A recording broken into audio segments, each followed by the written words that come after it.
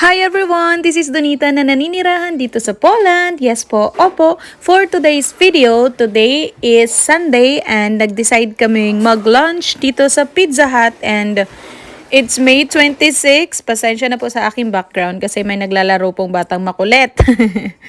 Celebration nila kapag May 26, like every May 26 ay kanilang celebration ng Mother's Day. Kaya sinabay na rin namin na mag-lunch and yun nga, simple celebration for Mother's Day. Happy Mother's Day sa lahat ng mga super moms out there, especially sa nanay ko.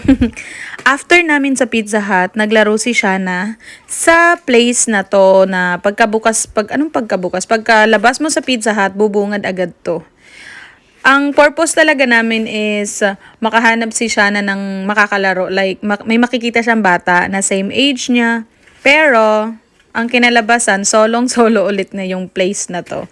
So, hindi kami nakahanap ng kanyang kalaro. Kasi nga, it's Sunday and mapapansin nyo, mga sarado yung mga shops na nasa loob ng mall. Ang mga bukas lang talaga is yung mga restaurants. So, ayun, nasolo nga niya yung place and laro lang siya ng laro. Pagkatapos pala namin sa Pizza Hut, si Habi pumunta siya doon sa parang ATM machine para mag-deposit ng kanyang kita for the whole week. And hindi ko na siya pinakita kasi nga hindi na kami sumama doon para si siya na makapaglaro lang and more time lang siya. So, ayan.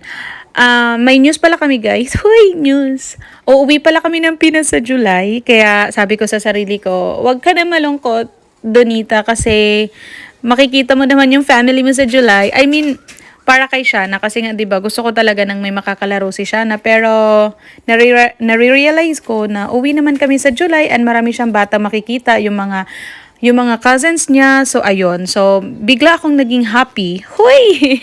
So, ayun nga guys. Like, settle na lahat. May tickets na kami. And may tickets na rin kami papunta ng province namin. So, yun. Uuwi po kami sa July. Excited. Huy! Iba kasi talagang excitement guys na mararamdaman mo kapag sa Pilipinas umuwi. Nung January kasi, sa Hong Kong kami nagbakasyon na nandun yung kuya at nanay ko. Pero this time, and alam nyo ba guys, ito yung pinaka medyo matagal kami na magstay sa Pinas. Hindi lang 2 weeks. Kaya sobrang happy ako. And yun nga, nilook forward ko na nagpe-prepare na rin ako kasi nga mabilis na lang ang araw. So, ayun, pagkatapos ni siya nang maglaro, balik tayo sa video. I mean, sa mini vlog. Ano nga ba? Hoy, ang gulo! Sorry.